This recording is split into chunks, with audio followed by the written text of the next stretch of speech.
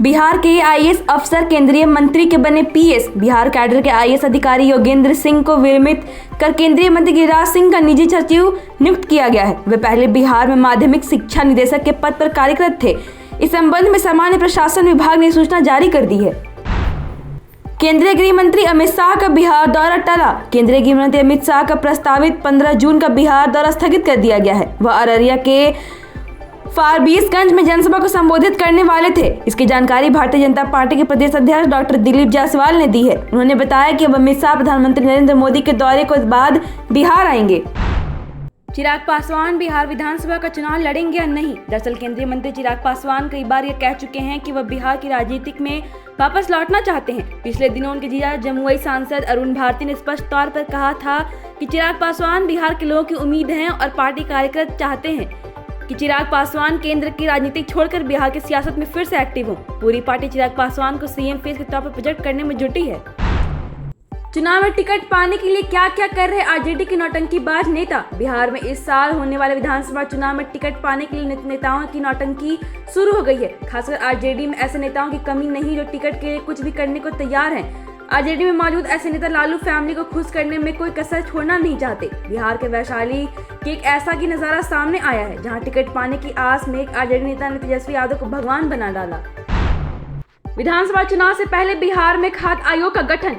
बिहार विधानसभा चुनाव को देखते हुए मुख्यमंत्री नीतीश कुमार लगातार आयोग का गठन कर रहे हैं। अब सरकार ने बिहार राज्य खाद्य आयोग का गठन कर दिया है। इस खाद्य आयोग में एक अध्यक्ष समेत 5 सदस्य बनाए गए हैं। बिहार सरकार की खाद्य एवं उपभोक्ता संरक्षण विभाग की तरफ से अधिसूचना जारी कर दी है। वीआईपी नेता संजीव मिश्रा पहुंचे महादलित बस्ती। सुपौल के छातापुर विधानसभा क्षेत्र में एक बार फिर राजनीति के साथ संवेदना का दुर्लभ संग देखने को मिला, जब विकासशील इंसान पार्टी के राष्ट्रीय उपाध्यक्ष एवं पनोरमा ग्रुप के प्रबंधक निदेशक संजीव मिश्रा शनिवार को छातापुर प्रखंड अंतर्गत मोहम्मदगंज पंचायत के वार्ड संख्या 1 स्थित महादलित टोला पहुंचे। बिहार के 242 सीटों पर चुनाव की तैयारी कर रही जीतनराम मांझी। बिहार में इस साल के अक्टूबर-नवंबर महीने में विधानसभा के चुनाव होने वाले हैं। ऐसे में सभी दलों ने अपनी अपनी तैयारियां शुरू कर दी है। एनडीए में शामिल जीतनराम मांझी की पार्टी हिंदुस्तानी अवाम मोर्चा ने भी तैयारियां तेज कर दी है।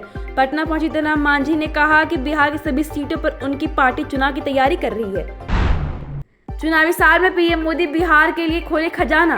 पीएम मोदी इस महीने बिहार के दौरे पर आ रहे हैं। उनका 20 जून को सीवान के पचरुखी प्रखंड में जनसभा आयोजित करने का कार्यक्रम तय है। इस दौरान वे राज्य के शहरी क्षेत्रों के 1 लाख से ज्यादा लाभार्थियों को प्रधानमंत्री शहरी आवास योजना के तहत पहली किस्त के रूप में 1011 करोड़ रुपए की राशि ट्रांसफर करेंगे। प्रत्येक लाभार्थी को करीब 60,000 की राशि डायरेक्ट बेनिफिट ट्रांसफर के माध्यम से दी जाएगी।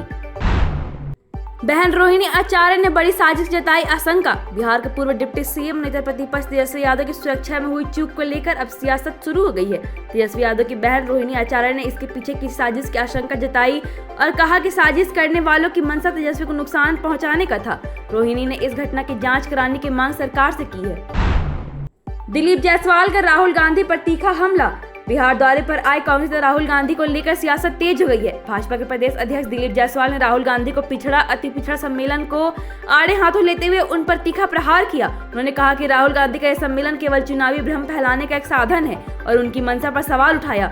Thank you so much for watching this video. Don't forget to like, comment, share and subscribe.